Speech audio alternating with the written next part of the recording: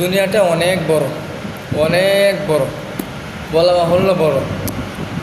কিন্তু আপনি যখন মারা যাবেন তখন আপনার জন্য এই এত মহা বিশাল বড় দুনিয়াটা সংকীর্ণ, ছোট, অল্প হয়ে যাবে। এই যে আমরা আমি মসজিদে বসে আছি, মসজিদের পাশে এক কবরস্থান আছে। এই তো গত সপ্তাহ বুধবার কি শনিবারের দিকে একজন ব্যক্তি মারা গেছে। যে ব্যক্তির দুনিয়াতে ভালো শান শৌকত ছিল, সম্মান ছিল, ওই ব্যক্তি মারা যাওয়ার পরে আলহামদুলিল্লাহ অনেক মুসল্লি জানাজায় অংশগ্রহণ করেছিল, অনেক লোক হয়েছিল।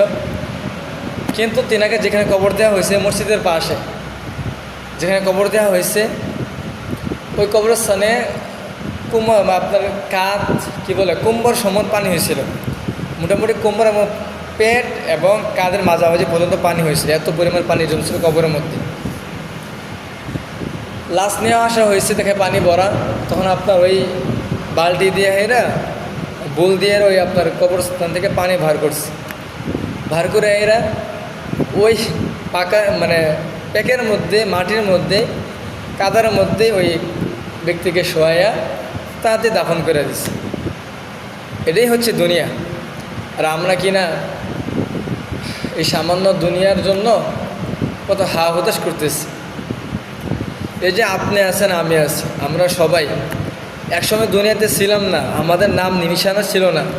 আমরা দুনিয়াতে আসবো কেউ জানতও না, এখন আছি, এখন আমাদের আশপাশের মানুষ জানে। ঠিক একদিন আমরা মারা যাব, ওই দিন আবার দুনিয়ার কেউ আবার আমাদের জানবো না। এমন যেমন মনে করেন আপনার দাদার দাদা, আপনি জানেন না, নামও কইতে পারেন না, তার সময় কেমন ছিল, তিনি কীভাবে চলাফেরা করতো, কিচ্ছু জানেন না। ঠিক আমরাও একদিন এই দুনিয়া থেকে চলে যাব, যাওয়ার পরে আমাদের 2 পুরুষ পরে আমাদেরকে কেউ চিনবে না, আমাদের কেউ জানবে না। এটাই দুনিয়া। তারপরও আমাদের দুনিয়াতে অনেক আশা, অনেক আকাঙ্ক্ষা, যা কোনো শেষ নাই।